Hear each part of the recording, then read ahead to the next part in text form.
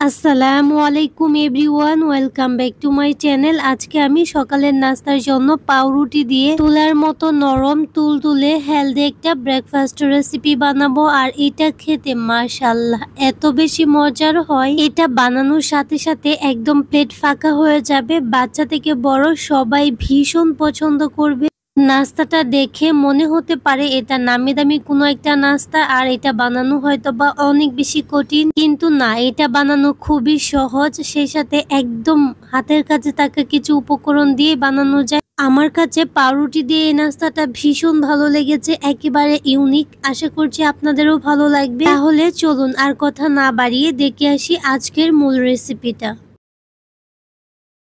আজকের এই নাস্তাটা বানানোর জন্য ফার্স্টে কিন্তু পাউরুটি লাগবে। যেহেতু পাউরুটি দিয়ে আজকের নাস্তাটা বানাবো, তো আমি দুইটা পাউরুটি একসাথে করে সাইডের যে ব্রাউন অংশগুলো আছে ওইগুলো কেটে ফেলে দিব।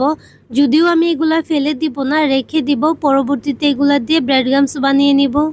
আবার আপনারা চাইলে কিন্তু ব্রাউন অংশগুলা সহ নাস্তাটা বানাতে পারেন, তবে দেখার সৌন্দর্যের জন্য কিন্তু আমি ব্রাউন অংশগুলো আলাদা করে নিচ্ছি।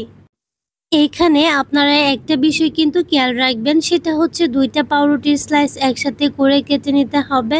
যদি একটা করে কেটে নেন বা একটা পাউরুটি দিয়ে নাস্তাটা বানান, তাহলে ডিম আর দুধের মিশ্রণে যখন এটাকে ভিজাবেন তখন কিন্তু পাউরুটিটা গলে যাবে, যেহেতু অনেক বেশি পাতলা হবে।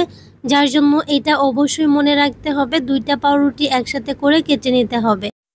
আমি এই পাউরুটিটাকে 4 টুকরা করে নিয়েছি। আপনারা নিজেদের পছন্দ মতো করে যে কোনোভাবে নিতে পারেন, আস্তও নিতে পারেন, আবার 2 টুকরা করে 4 টুকরা করে যে কোনোভাবেই নিতে পারেন। সবগুলা হয়ে গেছে, এখন আমি এগুলাকে একটা সাইডে সরিয়ে রেখে দিচ্ছি।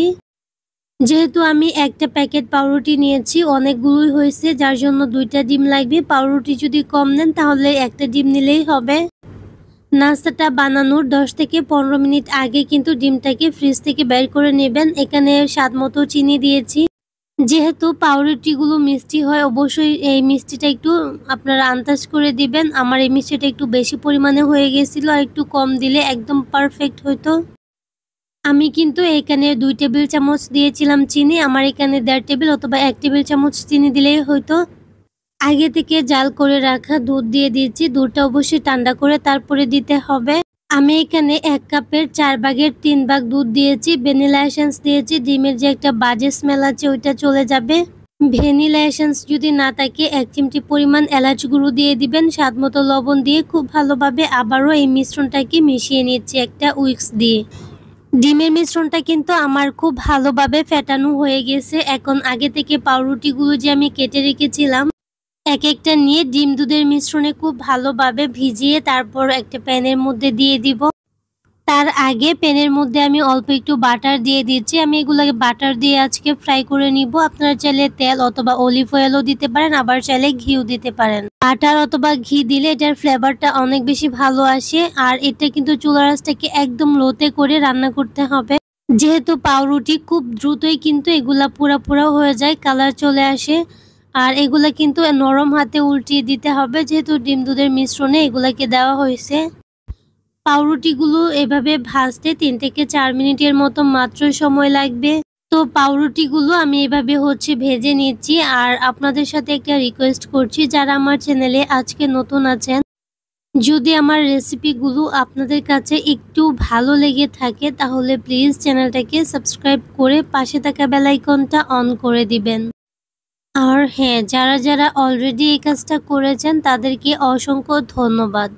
তো আপনারা দেখে নিশ্চয়ই বুঝতে পারছেন এগুলা হতে বেশি একটা সময় লাগে না। আর সেম ভাবে বাকি যেগুলো আছে আমি এগুলা ভেজে নিচ্ছি। আর এগুলা এত বেশি নরম তুলতুলে সফট হয়, মুখে দেওয়ার সাথে সাথে একদম মেল্ট হয়ে যায়। তো আমি অল্প অল্প করে বাটার দিয়ে কিন্তু সবগুলোকে ভেজে নিয়েছি। আর এগুলো এর থেকে বেশি কালার করব না। তো সবগুলা হয়ে গেছে, দেখেন। আপনারা চাইলে ঠিক এভাবেও খেয়ে নিতে পারেন। মাশাআল্লাহ এত বেশি সুন্দর হয়েছে। তবে এই নাস্তাটা যাতে আরো বেশি টেস্টি আর লোভনীয় হয়, তার জন্য আমি এখানে গুঁড়া দুধ আর ঘি একসাথে খুব ভালোভাবে মিশিয়ে নিয়েছি। যদি মাওয়া না থাকে আপনারা চাইলে ইনস্ট্যান্ট মাওয়া এভাবে বানিয়ে নিতে পারেন। আমার কাছে তো খুব ভালোই লাগে। এখন গুঁড়া দুধের মধ্যে খুব ভালোভাবে এক একটা স্লাইস নিয়ে এভাবে কুচ করে নিচ্ছি, আর এক্সট্রা দুধটা যাতে পড়ে যায় তার জন্য একটু জাকি দিয়ে নিব।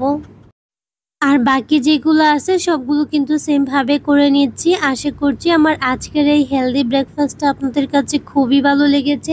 এই নাস্তাটা শুধু ব্রেকফাস্টে কেন, আপনারা চাইলে বাচ্চাদের টিফিনে অথবা বিকেলের নাস্তায় রাখতে পারেন। বাচ্চারা তো এটা একদম চেটেপুটে খেয়ে নেবে আর বলবে বারবার বানাও। কতটা নরম তুলতুলে হয়েছে আশা করছি আপনারা দেখেই বুঝতে পারছেন। এটা ফ্রিজে কিন্তু সংরক্ষণ করেও রেখে দিতে পারবেন প্রায় সপ্তাহখানেক। তো তাহলে আজকের রেসিপি এই পর্যন্তই। সবাই অনেক অনেক বেশি ভালো থাকবেন, সুস্থ থাকবেন। সবাই সবার জন্য দোয়া করবেন। আল্লাহ হাফেজ। আসসালামু আলাইকুম।